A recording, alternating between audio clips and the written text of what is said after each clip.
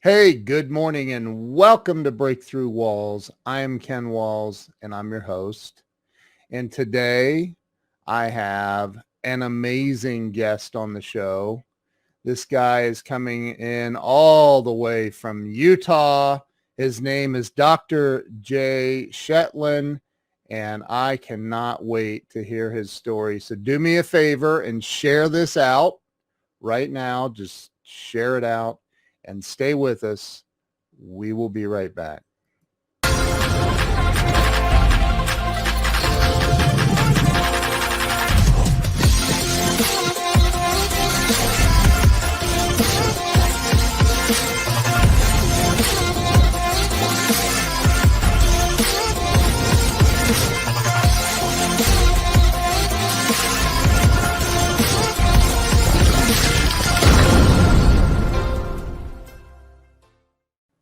Jay, welcome to the show. Morning. Good to What a have great you. intro. I love your show energy. It's awesome. Thank you. Appreciate that, man. I've only spent a little over 4 years trying to create that energy. It's fantastic.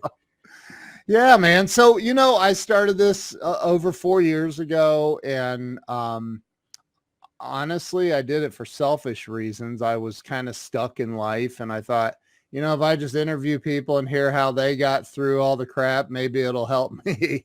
And it has. So Great, yeah. it worked out. So Jay, talk about, kind of tell everybody where it all started for you, where you were born and raised. I was born in San Diego. I've kind of grown up all over the place. Washington State, Utah, but through the years lived in Asia, Portugal, in Europe, and just landed here in South Jordan, Utah, where I really enjoy Utah. It's got a lot of great outdoor life. It's a nice central location to get to other places I like to go and visit. But I'm a little bit of a traveler, man. Yeah. I've lived in Washington State as well. Mm-hmm. And I got to tell you, there was a point where I said, when I retire, I'm going to move to Seattle. Mm-hmm. But the traffic changed big time in the last 15, 20 years. Before that, it was a little slice of heaven up there. Yeah. It's the people in LA complain about traffic. Go to Seattle. Right. Yeah, exactly. Yeah. But Seattle's gorgeous. And I had spent a lot of time in the Western state, Eastern state in Spokane, which Spokane's just a cool little town. Oh, the rolling hills, the vineyards. Mm-hmm. It's beautiful. Yeah. Well, awesome. I mean, it's nothing though. Let's be honest. Nothing compares to Utah. Nothing. Not in America, at least. People don't get this. They think Utah, they think Mormons and stuff, which there's a lot of that culture here. But the outdoor life here, people don't realize there is more square mileage of national parks in Utah than the entire rest of the United States put together. It's crazy. It's so beautiful. It's absolutely just amazing. Yep, so you grew up a little bit here and a little bit there. All over the place. So where did you graduate from high school? Graduated at Layton here in Utah. Graduated undergrad to University of Utah, and then Palmer College of Chiropractic in Davenport, Iowa. Davenport, Iowa. Yeah. Okay. Well, that's here's my wife is on watching. We did fall in love with Utah. It's beautiful. So you went to Palmer College of Chiropractic. Mm-hmm. You got out of, let's back up a little bit. Was there any influence in childhood that you feel like kind of pushed you in the direction that you went as an adult? Yeah, I think it's pretty fascinating. Back up in Spokane when I was in elementary school, my mom was let me back up a year before, in the fourth grade. Of course, the biggest thing on TV then in my little fourth grade world was Lou Ferrigno, the Incredible Hulk. And we had no CG. We were talking real muscles. Yeah. And I got electrocuted, much like that Jurassic Park second one when the kid's climbing the fence and zap, and he goes back and his hair's all poofed. Yeah, that happened to me. And in my fourth grade mind, I thought I'd been gamma rayed. So I thought, oh, well, I'm the Hulk now. I'm going to, if I'm going to be more buff when I'm angry, I'll be more buff when I'm angry if I'm already buff. And I started doing all these push-ups and sit-ups and chin-ups. As a fourth grader, I would do 240 push-ups a day. And so I got into health and fitness in the fourth grade. But then in the 5th grade, my mom got into a car accident, and I remember her going to PT and going to other stuff. And I remember going with her to the chiropractor. I don't remember what the person looked like or anything, but she would come out saying, "Oh, I feel so much better. This seems to be helping me the most with my injuries." I thought, well, I want to be a chiropractor when I grow up. No needles, no drugs. I just help people feel better. And that kind of was a very pivotal point for me that set me on that trajectory. And then in college, I was going to the University of Utah, and I was working up at the hospital in the OBGYN department. And the docs up there just about talked me into staying and being an OBGYN. Just, hey, go to the U of U medical school and become an OBGYN, and you can kind of blend you in here. And so I went down and looked at the curriculum, and I compared it with the first 2 years of chiropractic college. I'm like, wow, the first 2 years are almost the same. The second 2 years, chiropractic, we get more into nutrition, neurology, radiology, because we take and read our own x-rays. So we get 305 hours versus 45, 50 hours. Yeah. And then the medical model had to go into rounds and learning all this pharmacology and which drugs react negatively with this and that. And I'm like, well, that doesn't sound near as fun. I'm going to stay on plan A. And off I went to Davenport, Iowa. And I'm no regrets. I actually absolutely love my profession. I know when I first graduated, it was still in that time of chiropractors were second-rate doctors or quacks or whatever. And as I've worked through practice, and I know there's good and bad chiropractors, just like there's good and bad anything. There's good and bad medical doctors, good and bad pizza, good and bad movies, whatever. Yeah. So I'm just going to be the best one I can be. And I love my profession. And as I've grown through it and made good relationships with outstanding medical doctors, chiropractors, neurologists around the world, I've also grown up very confident in what I do. And in the last couple of years, and this isn't to offend anybody, but boy, the tables have turned on who the quacks are when we look at the last couple of years and how we've handled the healthcare of the world or the disease of the world. Sorry, folks, I stand firm, and your body is designed to function 100% and heal on its own, and your immune system is amazing if you just trust in it. We are all disease and all health starts from the inside out, not from the outside in. We're not going to chemically alter ourselves to be healthier. So that's where I am today. Amen. I agree, man. I agree. I think you have a new fan. So you decided because of watching your mother under chiropractic care. By the way, I literally ruptured the disc between L4 and L5, and like there was the gel or whatever's in there was gone. Yeah. And it pinned the sciatic nerve against my spinal cord. And I don't know how to even describe that pain, but it was, I've never experienced anything like that. And my wife, who doesn't swear, swore at me after 24 hours of me laying and screaming. And she said, you're going to the ER. And so I went to the ER. They did give me drugs to kill the pain, thank God. But then, I went to a chiropractor. And she put me on some kind of a table that pulled me apart. And decompression table. Yeah. I walked out of that office completely pain-free and a new man. Nice. And I'll never forget it. And I recommend chiropractic to everybody I know, because it's more about the whole person. It's about nutrition. It's about everything. It's the whole. It's not like, here, just take these drugs and come back and see me when you need more. Right. And don't get me wrong, I think medicine definitely has its place, like having the drugs to help deal with the pain in the moment. Yes. But then you went back to basics of, well, how do I help my body function and communicate, help that nervous system communicate properly so it doesn't hurt? Because the nerve has to be pinched 80% to hurt. So when that disc was pinching the nerve, you're past that 80% threshold. Yeah, now it hurts. Get below that, a lot of times those symptoms will cruise under the radar and become a bigger problem years later. So we should always start with the natural stuff, like you did. And if that doesn't work, then drugs or surgery. But we shouldn't just jump straight on I fell off a ladder, I need surgery right now, rather than, let me try the chiropractor. Let me try some anti-inflammatory nutrition. Let me try ice. Try to do some natural things first, then go up the ladder. Right. So you graduate from chiropractic college in Iowa. Where did you stay in Iowa for any time, or did you boogie back? After Iowa, I went to St. George, Utah, started practice there for about 6 years. I was practicing down there. I was the president of the American Spinal Research Foundation for a year, the Utah Spinal Research Foundation for 2 years. We did research studies with patients with asthma using chiropractic. And a lot of people are like, asthma, breathing, what does that have to do with chiropractic?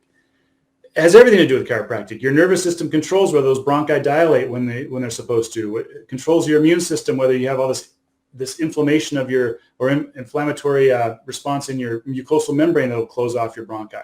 It was amazing to see how many people, matter of fact, everybody in that study over the course of the study got off of their asthma medications the rest of their life doing chiropractic and nutrition. And then we did a study with patients with MS, which is an autoimmune disorder. And though I wish I would have seen greater results with the chiropractic, it did help some, but the nutrition component of the study greatly helped these people have less frequent flare-ups of their MS and much less intense flare-ups. Amazing stuff. And here's a crazy part. At the end of the study, we had a few of the participants that we said, look, we want to try a toxic thing that's in our daily life, artificial sweeteners, and just see how you respond to that. Artificial sweeteners inflamed those autoimmune disorders like crazy. So nutrition is big. We can't ignore nutrition. And that's where, looking at the medical model, even how we treat type 2 diabetes these days, where it's like, oh, here, take insulin and monitor your portions. Well, why don't we just really alter our lifestyle and how we're eating? We can totally control type 2 diabetes and even get rid of it just by how we eat.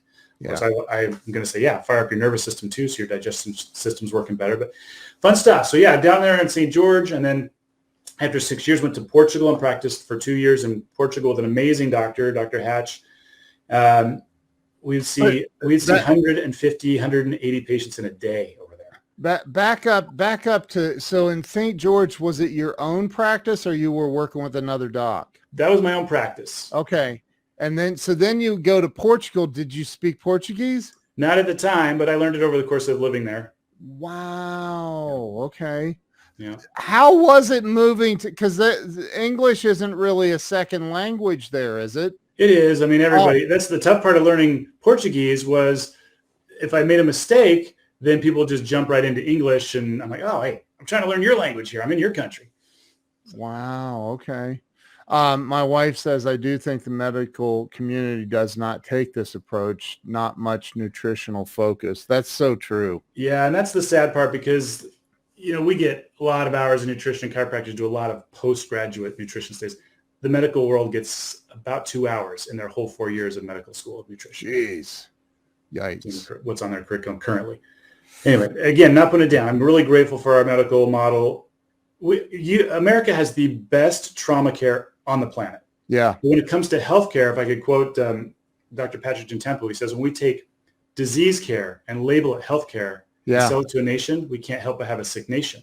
And that's what we've done. We use a disease care model, a reactive model to try to keep people healthy. And it doesn't work. If we're going to be healthy, we have to be proactive to maintain our health.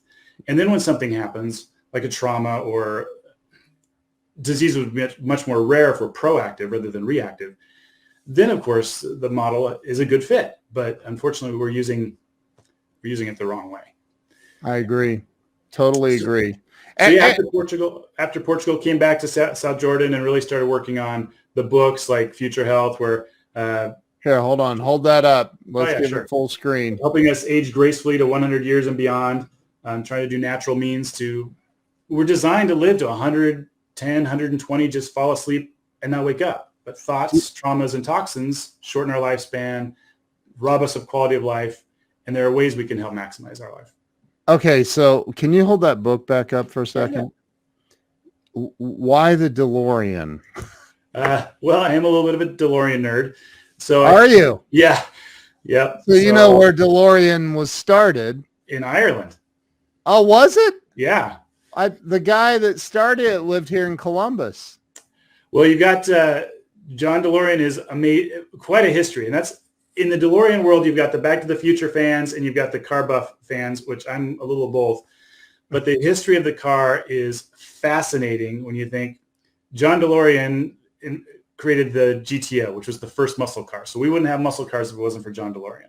Wow. He was next in line to be the head of GM, but he wanted to do his own company because he didn't like the corporate politics at the top. Yeah. So he branched out, but trying to start something in America with the big three, it was a fight. So he went overseas, and fascinating history. Wow. Do you have a DeLorean? I do have a DeLorean. I'm on my Wow. second DeLorean because the first one I bought in 2013 when they were actually more affordable. They've kind of looked crazy expensive the last few years.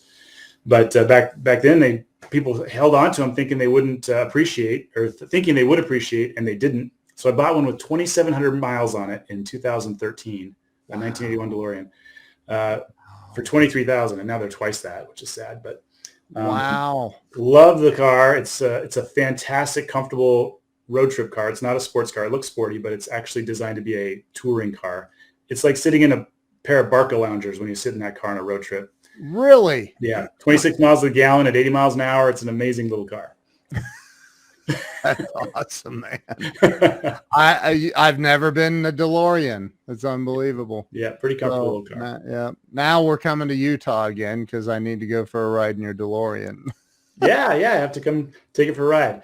It's funny because this guy I don't want to like beat this topic to death, but the DeLorean history is so fascinating. And there was a guy that called me up out of the blue because he saw a picture of my car, which this is actually my car on the cover, my first one on the cover of this book. Wow. And he saw a picture of it on there. He's like, "Hey, I'm Stephen Arlington. I'm the last surviving person from the DeLorean trials.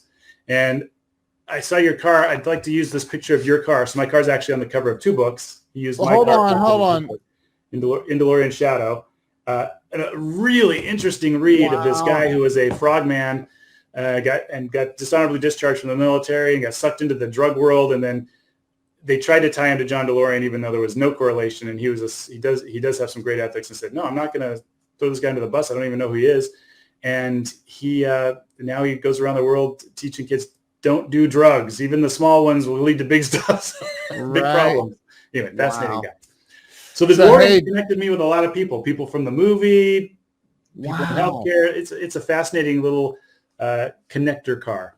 We got Doug Wing watching. Doug, welcome. Who's from Utah, born and raised up there. So he said, Doug collects sports cars. He actually has a Ford GT and like all kinds. Nice. Those are a fantastic car. Yeah.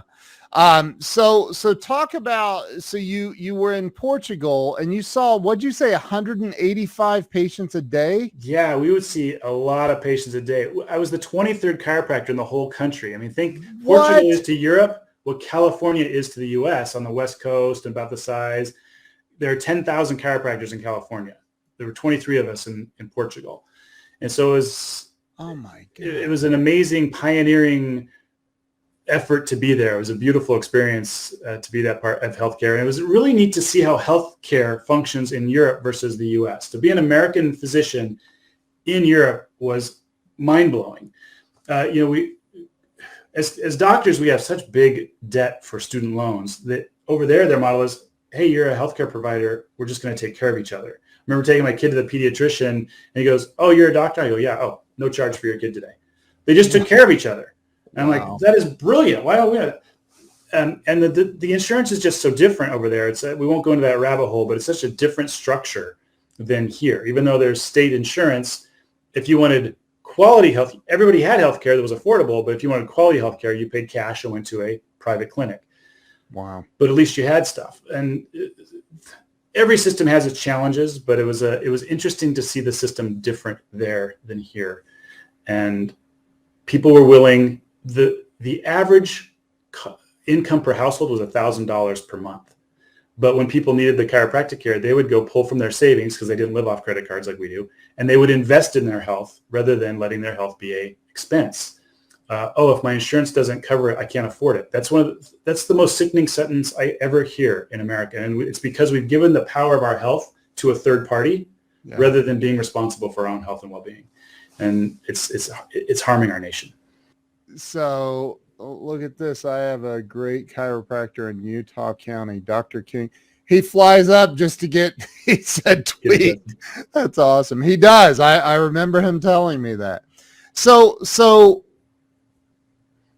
let's talk about this. So about 4 months ago, I've had all these digestive problems for years, diverticulitis and all kinds of stuff. A buddy of mine suggested maybe you're eating too much meat. And I said, okay. And he said, check out the the movie The Game Changers and the movie What the Health on Netflix. So I did, and I'm like, oh my God, what? Right? Like, did you know that the government lies to us? so like I became a vegan, and I am still, and it was life changing for me. And I'm not, I don't go around going, hey, you need to be a vegan, stop. Like, it's not because I don't love red meat. I would choke a cow to death with my friggin' bare hands just to get a steak out of it. But it's, my body doesn't process it well. Right. And I just wonder how many, because if you watch those movies, and a lot of people are like, oh, that's just vegan propaganda stuff. Okay. Like, because vegans are out to harm the world. Right. Like, I mean, but you know, if you watch those movies, it's like, oh my God, it's like your body is not like mine. I know for a fact wasn't processing it. How much disease, like Dr. Wayne Dyer used to talk about disease, right? So how much disease, how many health care problems do you think we have just in the U.S. that are related to our diet? Oh man, diet is horrible in the U.S. and we've got these entities that all have 3 letters that are supposed to be protecting us, but they've been bought out and they're just not protecting us anymore. I mean, look, there are healthy things out there that don't pass FDA, but yet a Twinkie is FDA approved or Doritos are FDA approved. It just doesn't make any sense. So there are a lot of times us in America, we're eating things that we think or call food that really aren't food. And hold it, a Twinkie is is it really? Yeah, otherwise it wouldn't be FDA approved. Yeah, it's just crazy. Our system's so backwards. That's if insane. We as Americans don't actively engage to educate ourselves to be a better selective consumer, we're at the mercy of marketing. And marketing is for somebody to sell a widget. And the widget, whether it's a food or non-food item that we call food, you know, we're become products of the system.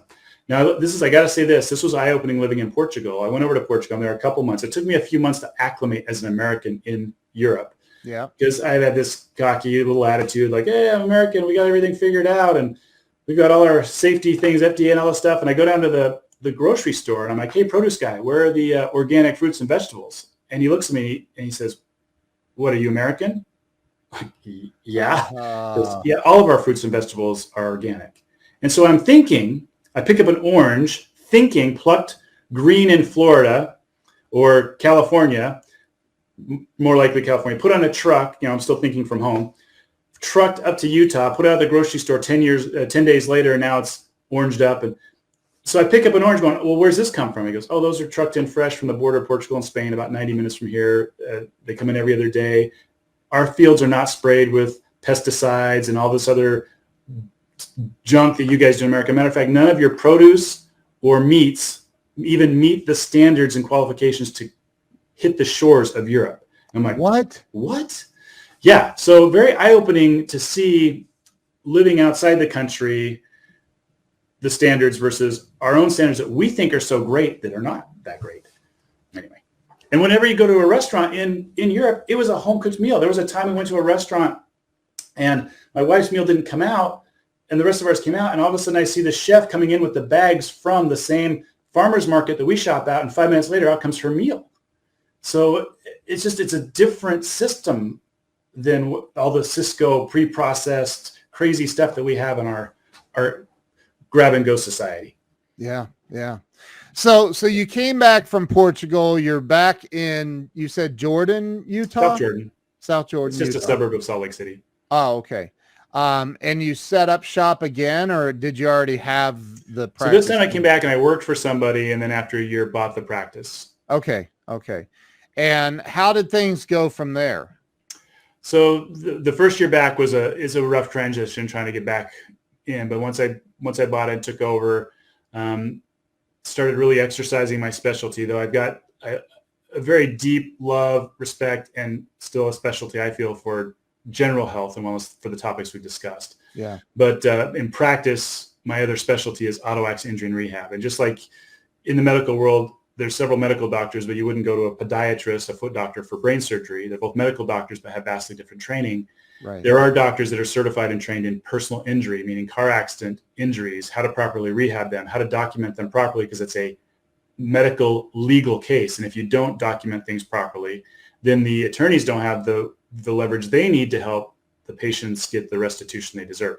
So so I've written a whole book on that. It's a pretty powerful book, because it's the only book I know published on the planet that talks about kids in car accidents, because the research that is out there addresses, there's live occupants we put in crash tests, crash cars into and measure the physics applied to the human body, but nobody will do that for a kid. Why would we want to? So then it's a question of, well, how do we, because the insurance adjusters will say, oh, kids don't get hurt in car accidents. Well, of course they do. They have the same physical forces applied to their body as their parents right. do. There's reasons why these kids don't elicit the symptoms the same way we do. There's anatomical, physiological reasons that is. However, degenerative arthritis starts at the point of trauma. So then these kids have arthritis in their 20s and stuff, but the insurance companies will just brush it under. Oh, no, you're a kid, you'll be fine. Well, no, it's going to affect them in their future. So they should get the care that they deserve while they're a kid. Don't just brush them under. Oh, kids will be all right. So it addresses the adults, the kids, the physics, the intercare between medical doctors, chiropractors, physical therapists, massage therapists, how we handle these cases properly and do our job documenting and rehabbing these patients, because 50% of people are never the same after a car accident. And if they don't get the care they need and the care they deserve, and it isn't handled properly, it catches up with them later. And it's totally preventable if we just do the right stuff. Well, it's preventable most of the time. There are some people that will just, their injuries are brutal and life-changing. But for the most part, if it's handled properly, we can prevent those problems. And so that's my other passion. It sounds like it. Like you just lit up when you started talking about that. So how many people are in, what are the national statistics? I mean, how many people are in an auto accident annually? There are 1.5 million auto accidents per year on average in the U.S. and 3 million injuries per year. So usually there's more than one occupant in the vehicle or involved, because it's usually two cars or more. Yeah. So it's a lot of injuries. Wow. Do you find that a lot of those injuries go unaddressed? Absolutely. A lot of people think, oh, I'll be fine. It'll heal on its own. That's the first problem. The second problem is they don't go to the right doctors that work up, diagnose, and treat according to the research guidelines. They're just, oh, yeah, you just need a couple massages, or you just need a couple of adjustments, or a little bit of physical therapy, or I'll just, here, take these. This is the worst one. Take these anti-inflammatory and muscle relaxers. It'll be fine in a couple weeks. Okay, let's cover up the symptoms while your body heals wrong. Yeah. So again, I'm not saying those aren't useful at times, but they're useful to get the symptoms under control while they're getting the therapy to help break up the scar tissue and help the body heal properly. When I say break up the scar tissue, all of our tissues are parallel fibers, but when we have an injury, we get scar tissue, which is crisscross fibers, which takes up more space. So then we can put start space occupying, pinching on a nerve. Now we've got chronic lifelong problems. But if we just adjust it, massage it, do the physical therapy and the exercises, we can help it heal up with healthy tissue rather than just unguided super glue. I hope that makes sense using that little. Too much sense, actually. Like now I'm wondering like what the heck has healed improperly in my body. So okay, I never even thought of that. Who would think of that? Most people would never think. Yeah. But you deal, like, that's your deal, right? Yeah, like right. You deal with it every day, but most people don't think, like, has my tissue healed properly? Right. Because as it's healing, it's, the inflammation slowly comes down, so the pain's going away, but it's healing wrong. And then it hits that point, the research shows about 2 years out, where now it's putting pressure on that nerve chronically for the rest of their life. Now you try to work on it, it's super glue. It's harder to break up now than it would have been in the beginning if we'd just done the care when the injuries were fresh. Okay, but can you break it up? Some, but it's going to take longer, and it's not going to be, you can't break up all of it. So it's more difficult. Wow. Yeah. So it's best, what you're saying, I don't want to put words in your mouth, but it sounds like you're saying that it's best to address it up front. If Absolutely. if The key thing is we all know somebody, or we're all going to either ourselves or know somebody we love or work with that's going to be in a car accident where it's a sheer force going through our spine. We're designed for walking and running. Compressive forces in those discs. They're shock absorbers, but they can't handle a sheer force of more than 5 miles an hour AGs, or they're going to get injured. If we get that care early on, symptom or no symptom, we can prevent or heal up a lot of those injuries so we age gracefully to 100 years and beyond. And we don't end up with all those crisis problems in our geriatric years. We can actually enjoy our geriatric retired years, or retired years pre-geriatric. Wow, man, right? I could go down so many roads, man. I'm not going to, but I do think that and first, I have a lot of friends in chiropractic care. You and I are friends, both friends with Fab Mancini, he's incredible. Love that guy. At Craig's last event, Fab walks up behind me and starts rubbing my shoulders and I'm like, don't stop, dude. That's incredible. But so talk about, man, we could open up some really serious cans here. Maybe we shouldn't, I don't know, but people do wait on the symptoms to appear before addressing their health. Mm-hmm. True or false? We've been taught by our disease care system to be reactive, not proactive. So we wait till symptoms show up. And then unfortunately, here's the problem. We typically treat the symptom, not the problem. Again, going back to the beginning, all disease starts from inside out. Our brain wants our body to function 100%. And it's communicating through the nervous system to every organ, cell, tissue, gland in our body. So if an organ, tissue, gland, or cell is stressed or diseased to the point of a health problem, flipping the switches for a symptom, last guy on the scene, it's like Fab likes to use, it's the smoke detector going off. Yeah. So, oh my gosh, take out the battery of the smoke detector, treating the symptom, the noise of the smoke detector, rather than putting out the fire, which is the problem. We want to find the source. Well, typically we should start with, is our nerve flow working right so the brain and body can communicate properly to help that organ function its best and self-regulate. Then we look at treating symptoms while we're healing. We don't want to just treat the symptom and not be healing. We gotta look at it from the source as well. It's a great point on that. So are there companies, should I say this? Are there people out there that would say you're full of crap and that's not true? To me, of course. I mean, our model that is so funded by, gosh, I hate to throw people under the bus, but Big Pharma owns our news systems and our TV shows that we're sitting there just droning in and listening to this information. I've got this symptom. I've got this list of symptoms. I need the purple pill.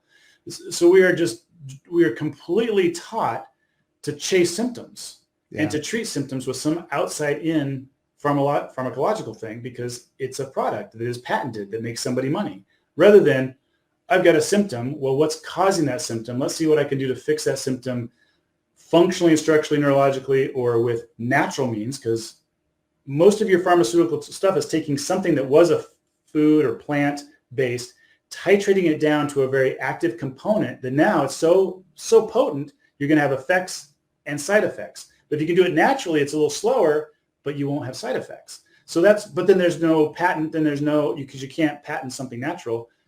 So somebody out there isn't going to make money on that. I look at it very similar to the marijuana thing, how it's finally starting to get into the legal realm because it's natural.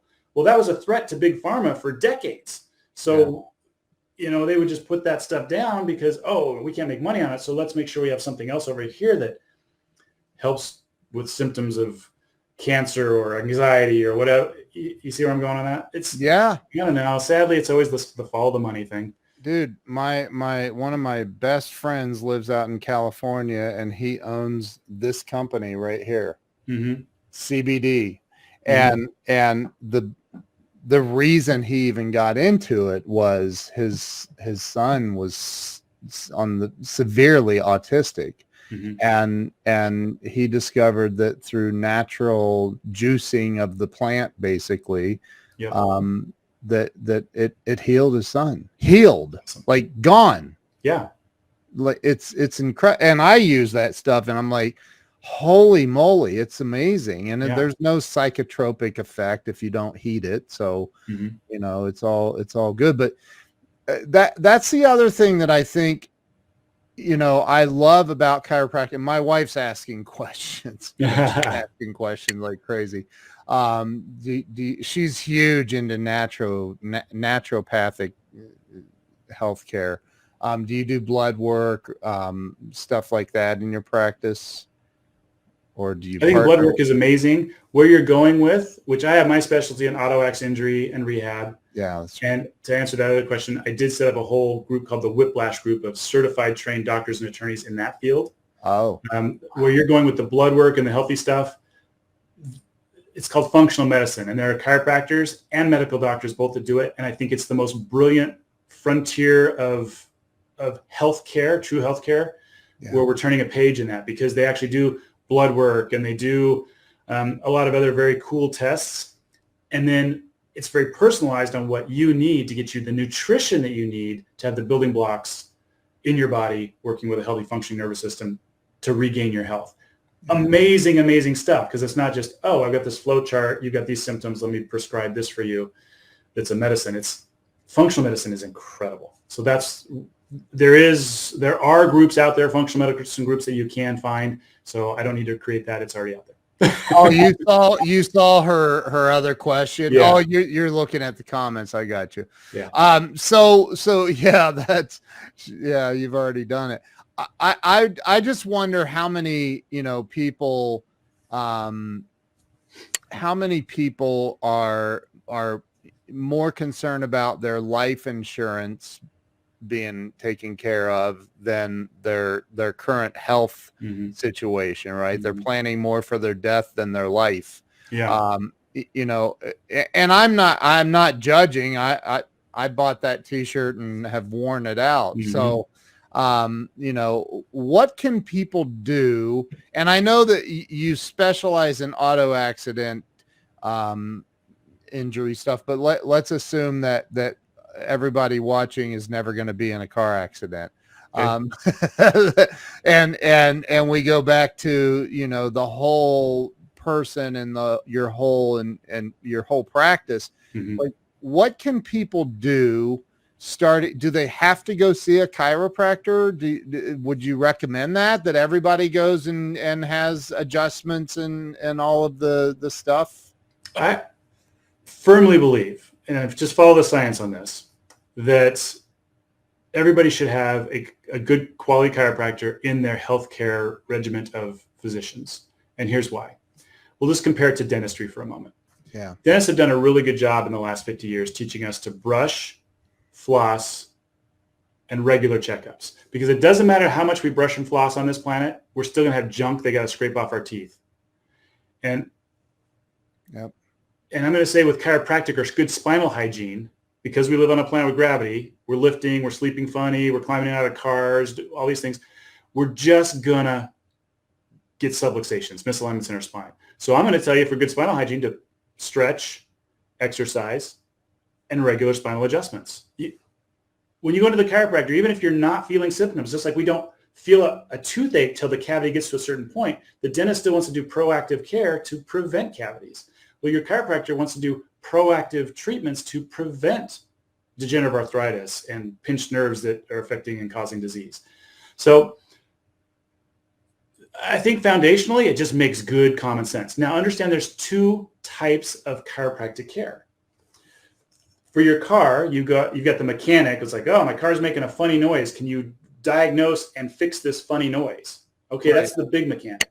Right. And then you've got Jiffy Lube, where it's like, hey, car's running great. I just want to change my oil every 3,000, 5,000 miles to make sure I prevent problems with my engine. Two different things. So there are chiropractors that are wellness chiropractors, or there's wellness care in a clinic, and there's crisis care. Somebody who's had a car accident, a slip or fall or injury, or they're showing symptoms. Well, crisis care chiropractic, the research shows for chiropractic, physical therapy, going to the gym with a personal trainer, 3 times a week or more is active care. That's the tipping point of re-educating the muscles to relearn how to properly hold the spine in place and things moving properly. So you're good looking at 3 times a week for a period of time, not forever, for crisis care to help your body relearn and re-educate and get the symptoms under control and get strong again. And then wellness care could be once a month, once a quarter. I wouldn't go more than once a quarter, once every week, depending on your job style. If you're sitting at a computer all day or driving lots of miles. But understand there's the two differences, because some people don't understand that. And because of that misunderstanding, they think chiropractic isn't helpful. For example, oh yeah, I had a kink in my neck. I went to the chiropractor once. Well, I had a car accident with the chiropractor 3 times. That was it. That was done. No, you got to go for months, like the research shows. If I were going to sign up with a personal trainer for a Mr. Utah contest, I wouldn't sign up. And he says, hey, I need to see you 4 or 5 times a week for these 8 weeks before the contest. I'm like, all right, well, I can only come in once a week. Well, I'm not going to get the results to win the Mr. Utah contest. It's right. The tipping point is not there for the muscle memory. So as long as we have that understanding of wellness checkups at the dentist is very different from a root canal. Wellness care at a chiropractor is very different from crisis care at a chiropractor. Yeah. Yeah. Joachim, who is joining us from hell in Norway, says spinal hygiene sounds a bit more advanced than dental care. Your nervous system controls everything in your body. It was the first system to develop in your body, an embryo. It's plugged into everything. And the sad thing is we aren't taught to take care of our spinal hygiene and our nervous system. We're taught to chase symptoms. That's the model that we're following in disease care, aka healthcare, run by the medical model. I love the medical model for trauma. It's amazing, but for healthcare, it's a square peg in a round hole. And look, there are so many things that are related to how you feel. Mm-hmm. So, I mean, goals in life are manifested by your feelings, like, right. And pain, if you're waiting on pain I've been there. My wife says our daughter is a competitive dancer. And one of the things my 12-year-old daughter does all the time is she twists and cracks her own, like you hear it. I'm like, I don't think that's healthy. Stop doing that. Yeah. And that's on that point. There are some of us that can pop. I wouldn't do things like long lever, adjusting yourself. The problem with that is on a spectrum, if we have a healthy joint, it's moving within its normal realm. At one end of the spectrum, we have hypermobility. At the other end, we have stuck, subluxated, not moving. So chiropractors focus on this. But if we get these moving properly, bringing it to center, it takes the stress off the ones that are hypermobile so they can actually tighten up, because either end of the spectrum is a problem. Hypermobility, so if we're like popping ourselves because it's hypermobile, we get an endorphin release, which is the hormone like when we're in shock after a car accident where we don't hurt till that settles down. So that's why it feels good for 15, 20 minutes, and then the symptoms come back. We're covering up the symptom with our own hormones of that endorphin release by getting the hypermobile ones to pop and release that endorphin, but it's not fixing the ones that are actually stuck. So if we got one that's stuck, it's natural for your body's response to let above and below become hypermobile. So you don't notice any range of motion problems for years. But the one that's stuck, I'm on the right side here, is now becoming arthritic over the years. And then eventually your body will go, oh, you know what, these hypermobile ones, they're unstable. We need to start putting calcium in there too. And that's where arthritis spreads over those sections over time, because we're not fixing the problem one that's stuck, which is putting too much stress on the hypermobile ones. So when we're popping ourselves, we're making the hypermobile ones more hypermobile. So that's why you want to have somebody who knows what they're doing, a professional, actually go after the ones that are stuck, get those moving, and help all of these 24 bones in your spine do their fair share of work. So everybody is doing their job, not this one's stuck and not doing his job. Somebody's trying to be hypermobile and make up for it, but then they wear out premature too. Ooh, that's a lot of. We're doing some deep dives today. But I love this stuff, man. I'm sitting here. I see when I give you full screen, I'm looking at somebody's posture and I'm thinking, how's my posture right now? I'm very conscious of it right now. And I know I'm not normally, and I spend a lot of hours sitting at this desk, and so you've got me thinking, whether anybody else is thinking or not, I don't even care. I'm thinking about me right now, like, wow, am I really? And I know I'm not. So let me ask you this: what do you think? what stops people from going to a chiropractor? They just feel like I'm not in pain, so what's the point? I think the biggest points are misinformation. People don't understand what it is. And then time and money. Those are the two obstacles everybody needs to overcome whenever they're going to do anything to invest in their health. Go to the gym or whatever. Oh, I don't have time for the gym. Oh, the gym costs too much. I don't have time to drive across town. Oh, I can't afford the gas to go across town to the gym. Time and money. It's gym, chiropractor, whatever. With chiropractic, most visits are 15 minutes in and out most of the time, unless you're doing decompression and laser, which you mentioned for a disc injury. Those might be a little longer. Massage is an hour if you're doing massage with a therapist, but it's an investment in your health. So when people can flip that switch and go from my health costs me, my health is an expense, to my health is the most valuable asset I have on this planet for the time that I'm here. I'm going to invest in it with good nutrition, chiropractic, massage, gym membership, whatever. When you flip that switch on how you look at and value your health, then it's not so bad. But it's like, oh, my insurance doesn't cover it, so I can't afford the chiropractor, but it covers me getting surgery. I don't get that. So those are the big stop gates, I think, is people have got to value the time and make the time. You got to make the time for your health. Yeah. And then you got to make the investment, and it pays back dividends rather than, it's not an expense when you're done with it. But it's funny because the patients that start out, they're like, at our office, we do things for a month minimum, 5 weeks minimum, because that's what the research shows it takes to actually make a lasting change. If I do 2 weeks of chiropractic care, I'm an expensive Band-Aid for somebody. You might as well just take a bunch of aspirin or Tylenol. Right. But at a month or 90 days or a year's worth of care, and some people are like, what? You have to go for a year? Well, kids have to wear braces for a year, 2 years, 3 years. It takes time to re-educate the tissues. Yeah. But people that do have the confidence to jump into that, and then they get done like, oh my gosh, this has been the healthiest year of my life. I mean, I'm healthier now in my 40s or 50s than I was in my 20s or 30s. They see the difference once we start getting the right nutrition in and freeing up that nerve flow so their body can function 100% the way it's designed. I love seeing that at the end. I mean, it's not that much money to go in for an adjustment. Is it? It seems like when I was doing it, was it like $30 or $40 or something crazy and expensive. Yeah. I think people spend more money at Starbucks than they do. Yeah. Boy, we've thrown a lot of companies under the bus today. Well, it's a philosophical game. We're using some names and some brands to help people realize where they're spending, but it comes down to priorities. Do I prioritize this coffee, which we used to call it $5, right? $5, but now it's like $7 or $8. Yeah, I know. But do they prioritize that every day versus taking some vitamins, having some powdered greens, making a fruit smoothie in the morning, going to the chiropractor, going to the gym? I mean, it's just priorities. Yeah. Yeah. And it you know, what's interesting, I'm 54 and I know I only look 30, but I'm 54 and it's just in the last probably 2 or 3 years that my health has become a priority. It's crazy how we do that. Like it's like, oh, okay, I have this now and I better pay attention. So let me ask you this. What do you think, and back to the breakthrough walls thing, have you, along the path that you've traveled of being an entrepreneur, yes, you're a doctor, but at the end of the day, you're an entrepreneur. You know, what are some of the things you've run into that you thought, man, I'm not going to survive this, or this is the end of the road? Have you hit any of those obstacles in your career that you thought, man, this is not good for what I'm trying to accomplish? Honestly, one of the biggest obstacles, and I hope this doesn't offend anybody, one of the biggest obstacles is our insurance system in the U.S.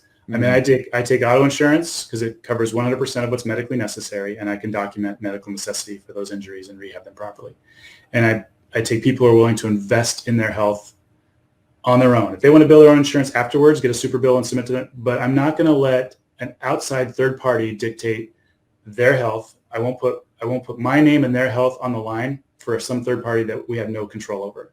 They have to be committed. And when they are, it's a game changer. Now, getting out of school when you're young and trying to start a practice and be an entrepreneur, you're like, you want to just get anybody in you can. And I've realized that's a recipe for disaster. Yeah. You have to set your line in the sand, and you have to have that faith, confidence, and belief in what you do, and then you will attract the people or repel the people that don't want to do that, and that's fine. They get to choose what they have their free agency to go choose what they want to do. But people that enter our office and actually are committed get the results. And I'm not bragging. This is a really weird national statistic. I had an outside source come in and go through our files and reach out to old patients and do this. But the average medical and average chiropractic clinic has a 53% success rate. That's it. Wow. We have a 96% success rate in our office because we follow research-based guidelines.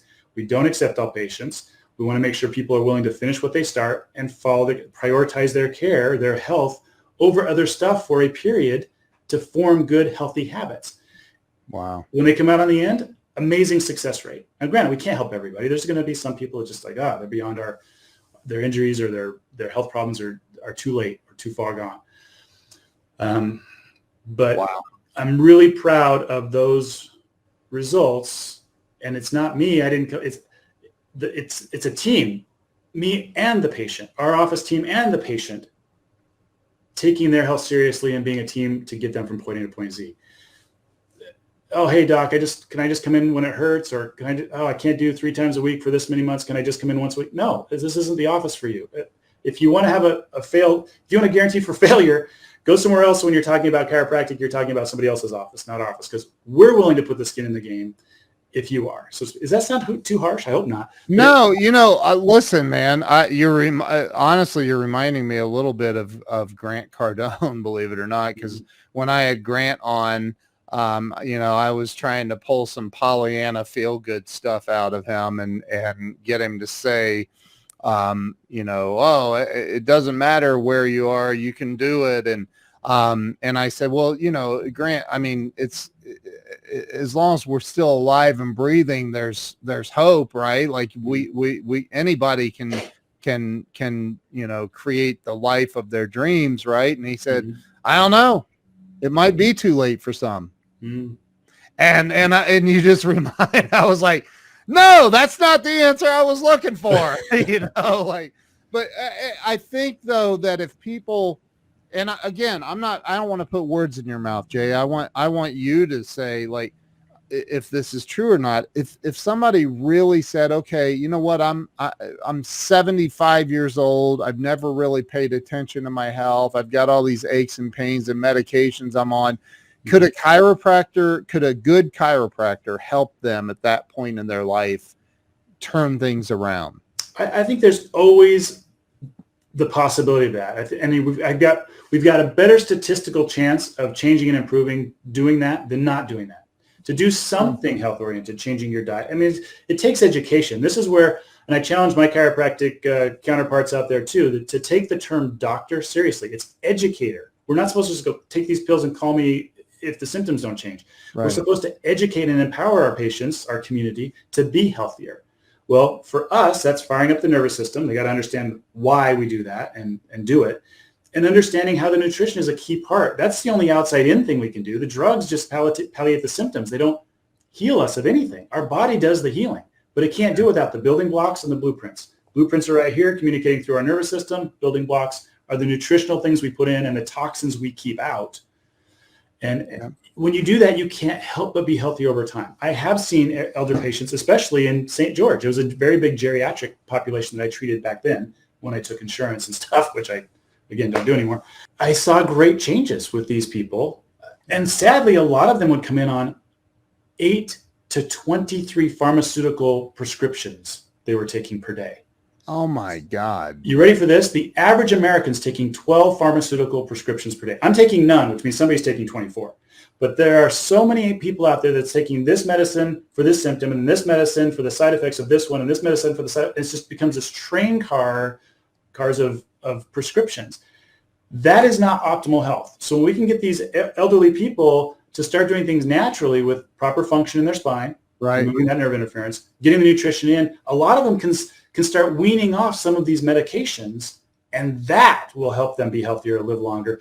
Maybe it adds a year or 2 years or 5 years to their life. But the tough thing is, this is the hardest part, is how do you track that? How do you track optimal health and avoid diseases versus getting diseases and symptoms. That's the tough one, but we know that it does. I mean, it makes sense that it does. I mean, again, I go back to how do you feel? Like, how do you feel? And I think that if most people are really honest, the physical state, well, anyway, I love everything you're talking about. What do you think holds people back in life from achieving real financial success and achieving their dreams, freedom, and I'm talking health, spiritual, everything? What do you think stops people from, and fear's the number one answer to that question. So it is. Fear's the number one answer, but it's got to be tagged to something. If fear is either stopping us from doing something or it's making us do something that's not good for us. So when you look at this, fear of spending money to go get the health care that they deserve. Yeah. We are, this is a Wayne Dyer quote, we are spiritual beings having a physical experience. And that's where I love how chiropractic and the science and philosophy of it go together, where there are patients I can't accept each year because their headspace is so bad with fear, or their illness is serving them in some way. Like, oh, because I have these ailments, I get sympathy from my family, or I don't have to go to work as often as, if it's still serving them, I can't help them. They've got to flip those switches up here and want to be healthy. We've got to get to overcome our fear and invest in ourselves. We're our number one best investment. And a lot of people won't either invest in their health or in books to help flip the switches in their head. Some good self-help books. We've got to be willing to lead our physiology with our psychology. So coming back to that, thoughts, traumas, and toxins, thoughts are big. We've got to learn we've got to take the time to control our thoughts.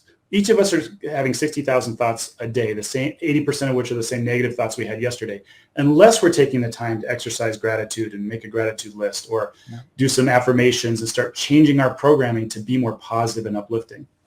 There you go. Here's so Erica Lathan, her sister, Dr. Ruby, was on the show. Her sister was actually in the movie What the Health. And I loved her so much, I reached out and said, I got to have you on my show. Nice. But she says, how much does chiropractic alignment impact our overall health? It's huge. I mean, you look at posture, like the poster on the back here. Posture is huge. If you're not sitting up straight, just slouch for a moment. Take a deep breath in. Now notice, sit up nice and straight, shoulders back. I want to point out, one, you look more handsome, beautiful, sexy, empowered. And now take a breath. Wow. It's easier to oxygenate your body with good posture. So poor posture not only affects our oxygenation day in, day out, but it's stressing or challenging our nervous system, which controls everything in our body. So posture is a twofold impact. And if it's day in, day out, sitting at a computer with poor posture, boy, does that impact our health. Wow. Okay, so first off, Jay, thank you for coming on the show. I cannot believe we've been on here an hour and 2 minutes already. That went boom. Yeah. How can everybody follow you? Well, if it's local people, it's South Jordan Chiropractic, they can look at the practice that way. But drjshetlin.com is where I do public speaking on health topics across the country, or whiplash and auto accident related topics across the country. Are you willing to speak on just overall health? Yeah, I love speaking on general health.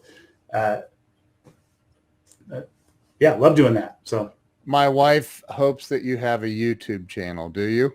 I do have a YouTube channel. I got a couple of them because of the different topics. I set them up multiple rather than, I don't know, the right coaching on that, but we've got one for whiplash stuff. We've got one for Dr. J. Shetlin. Yeah. I think what you're doing is quite frankly, it's the most important thing that people could start absorbing. Like Erica says, she worries about sitting and looking at a cell phone or a computer, and that is our world. That's the world we live in today. Yes, and I think what you're doing is so daggone important, man. So, Jay, thank you for coming on and sharing, a little of your story and history and wisdom. And how many books do you have out right now?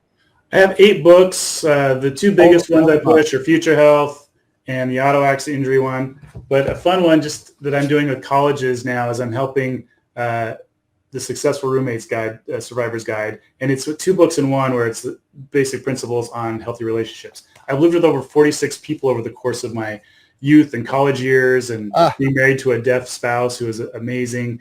And living in different countries. So I try to give some insight to people how to be better, how to cohabitate better by recognizing their strengths and the strengths of others and having agreements rather than assumptions, because assumptions always lead to problems. We want to have agreements if we're with our roommates or cohabitation mates, so that we know what's expected, the dishes in the sink and those kind of things, and they don't blow up into big negative experiences. So that's my fun thing for the colleges. Wow, it looks like a book that everybody could benefit from, quite frankly.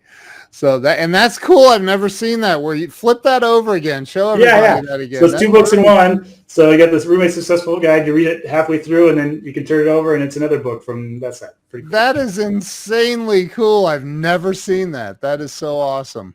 Wow. Well, listen, and Erica says she'll go back and watch the replay.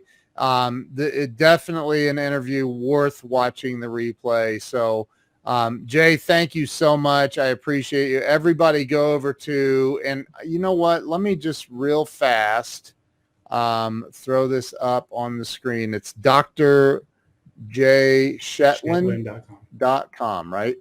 Yep. Okay. I'm going to put that up so it's scrolling across the bottom.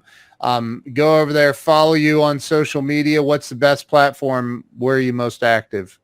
I'm most active just doing my regular, my Jay Shetlin one. I need to be a little more active on the Dr. Jay Shetlin one. Okay. So, they can follow you everywhere. So make sure you go follow Dr. Jay Shetlin. Thank you so much for coming on and sharing with everyone today. I really appreciate you. Thanks, Ken. Take care, everyone. All right. See you guys. Have a great day.